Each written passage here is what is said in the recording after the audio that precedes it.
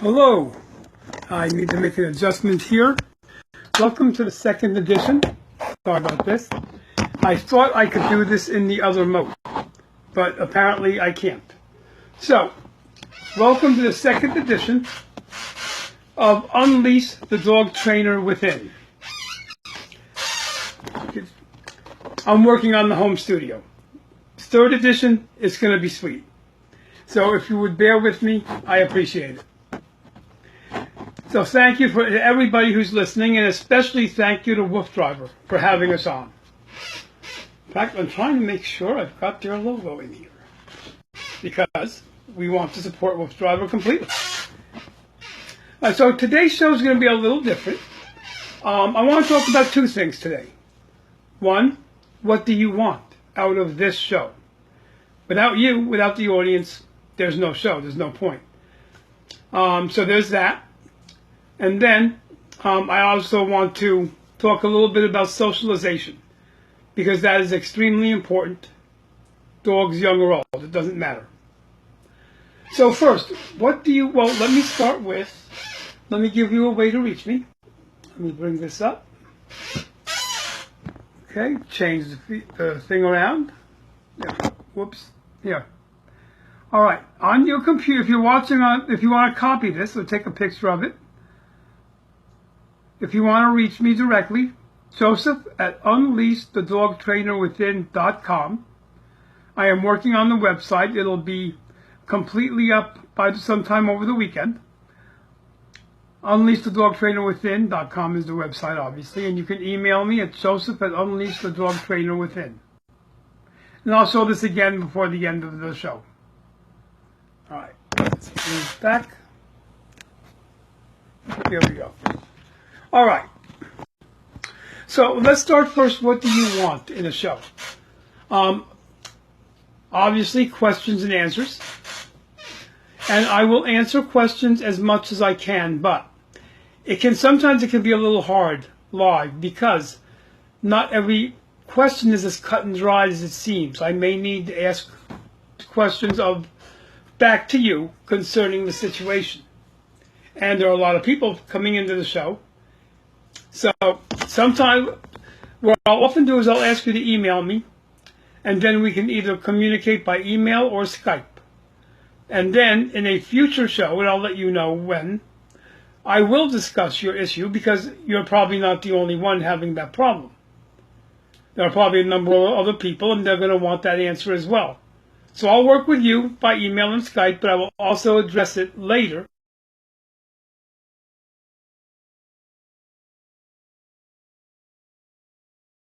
All right, besides questions and answers, do you want me to pick a topic or two for each show? And sometimes I'm thinking I should go out live to the dog park, to another pet trainer, to another dog trainer. Have guests and do live things outside. What do you think of that? Any ideas you want to send me about what you would like to see on this show? Again, Joseph at unleashthedogtrainerwithin.com. Write to me there. Let me know what you think. All right, so let's talk a little bit about socialization. I know some trainers who say 4 to 6 months is the window for a puppy, and then it's over. I don't agree. I think dogs of every age can be socialized. Granted, an adult dog may take a little bit more work if it's socialized before. Okay, video is interrupted. All right, I'm going to be picking up a device that will help strengthen my signal. So future episodes there'll be less interruption and less difficulty in the streaming of the show. So I was saying that any dog of any age can be socialized, but it'll take more work for an older dog, and it will depend on the breed. As I said in the first show, different breeds start with different traits. And then, within each breed, the dogs are still individuals. Nature versus nurture. Certain breeds of dogs let me mention this up front, by the way. I mentioned this last show. I had a stroke about a year ago. I'm still recovering. Sometimes I might need a moment to get my words out, or I may mispronounce. So if you would please be forgiving of that, I appreciate it. Okay, so I was saying, even within the breed, dogs are individuals, and nature versus nurture will show. They're born to certain traits to begin with, but then how they're nurtured will change those traits or cause them to act or not act in certain ways. So let's start with puppies. The best place to start if that's where you are at with a dog. Socialize your puppy to people of all ages and of all colors. Also, and of all, as much as possible, like for example, I'm wearing a hat. A lot of dogs don't like hats to begin with. And dogs who are not socialized even more, they don't understand the hat.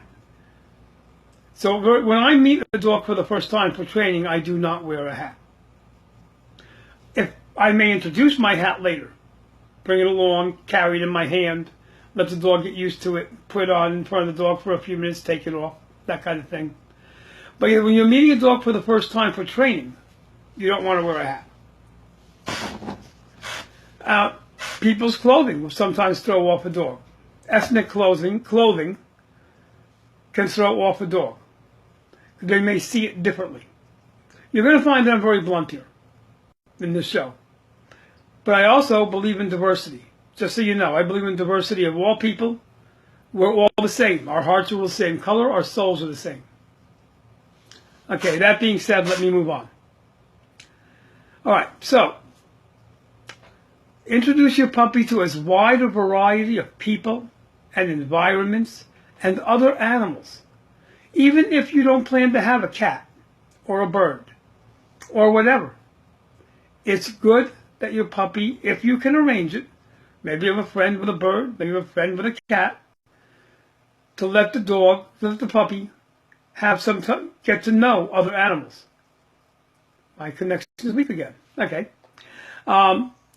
Especially cats.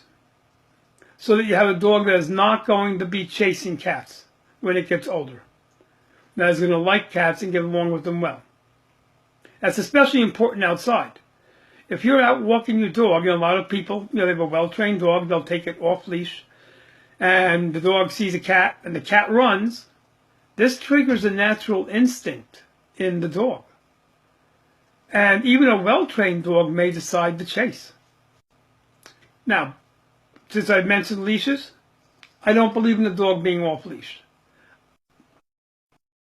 I don't care how well-trained the dog is.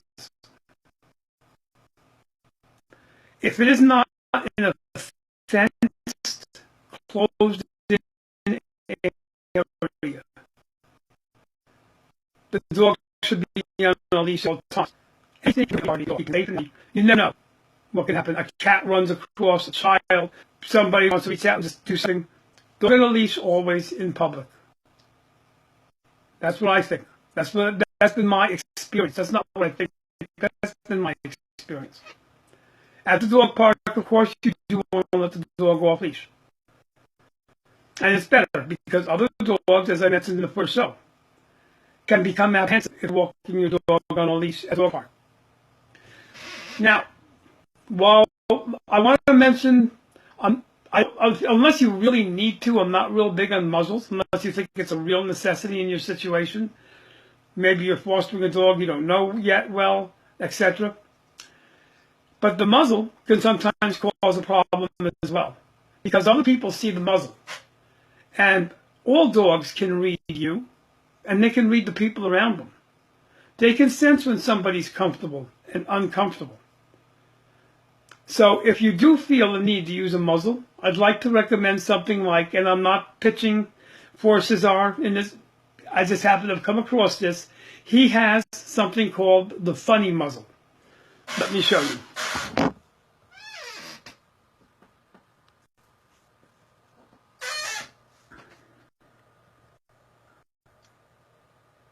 That's one version. Then there's another version. Let me bring it up here.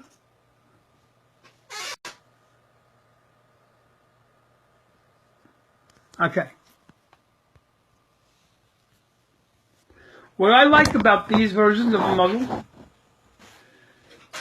is that they're amusing, they're entertaining, and the other people seeing them are going to be less apprehensive concerning your dog. The more nervous somebody is, the more likely the dog is not necessarily going to bite them, but is going to feel, the dog is going to feel uncomfortable and it's going to show it. I've had many times in my own life. One time when I first started training dogs, I was out in the woods. I was about 17. I was out in the woods with some friends. These two dogs came charging at us, and these were fairly large dogs. My friends ran, and I kept telling them, no, come back, just stand with me. They ran. I stood my ground, looked at the dogs, felt completely comfortable, and told them, no. One, the other one, because he was a little out of my range, he was over to the left. He kept chasing us because they were running and they were scared. The bigger dog stopped. Not that situation, not exact, but a situation where when other people were uncomfortable around the dog reacted to it. Many times, as a matter of fact, I know a certain number of my clients, and they know who they are. I actually have greater control of their dog than they do, even though their dog has been fully trained over to them. And I'll explain what I mean by over to them.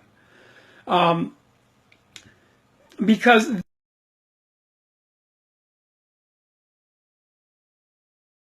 and the dog recognizes that when we get interrupted like we just did, I'll just wait and then just continue as soon as we come back on. It's a technical issue. All right.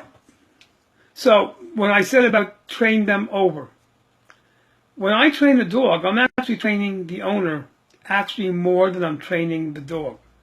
I am teaching the owner to take charge, to be the alpha. I begin with the dog, but most of my training is with the owner after. Let's say the first 2-3 lessons, I'm working with the dog. But then after that, I'm working with the owner who is themselves working with the dog. I am teaching them to be the trainer. Therefore, the name of OffLeash, the trainer with the dog trainer within. That's where the name came from, because that's what I do. I teach you to be the dog trainer. Okay, I'm not always going to be there. Okay, so back to where we were. So if you do need a muzzle, I recommend something like this that makes other people more comfortable. Okay, so we've seen dogs with the heavy collars, with the studs, with the sharp points and whatnot. And that's fine when you're in your group. That's very common with certain breeds and certain dog clubs within those breeds. When you go to the dog park, I like to recommend that you don't use that collar at that time, or big heavy chains like I see people do, because again, it makes other people nervous and uncomfortable about your dog, and then your dog is going to react. Again, not necessarily bite, but he's going to react, and that's going to make the other person even more uncomfortable. It creates a cycle that continues on. Okay? Yeah, but now the dog park is a great place to socialize, but start at home first. Now, okay, we're talking about adult dogs now. I've switched over from puppies to adults. Especially an adult dog that you just recently got, that you don't know the history of, or socialization. Start at home in your own yard or your friend's yard, an enclosed area with the other owner. Start with one other dog. Let the dog see how the dog acts and reacts. Then build on that. Couple of dogs. Then take a run over to the dog park. As I mentioned in the first show, you absolutely should teach an emergency recall. I recommend 2 things. 1, a word that you don't ever normally use, and a word that people around you are very unlikely to use. Matter of fact, a totally made-up word is perfect. This is the command that the dog has to know. It must always return to you. This is for the dog's safety and everybody else's safety. The other thing would be a whistle. Because of the long range of a whistle, at the dog park, sometimes the dog can get further away than it can hear you. So I do recommend for the emergency recall that you also have a whistle as a backup. Try to stay close to your dog, though, until you know exactly how your dog is going to act and react. And you know, when I say that, it doesn't even matter about your dog. Sometimes it could be someone else's dog. I've seen people bring unruly dogs, untried, untrained dogs to the dog park.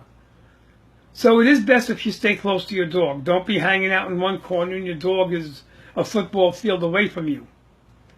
Because you don't know other people and other dogs. I've seen people bring dogs that were looking for fights to the dog park. In the end, you are the responsible party. You're the alpha. And just like with a child, you're not only in charge, but you're responsible for the care and safety of your dog. The connection is weak, okay? All right, now, let me get this up here again.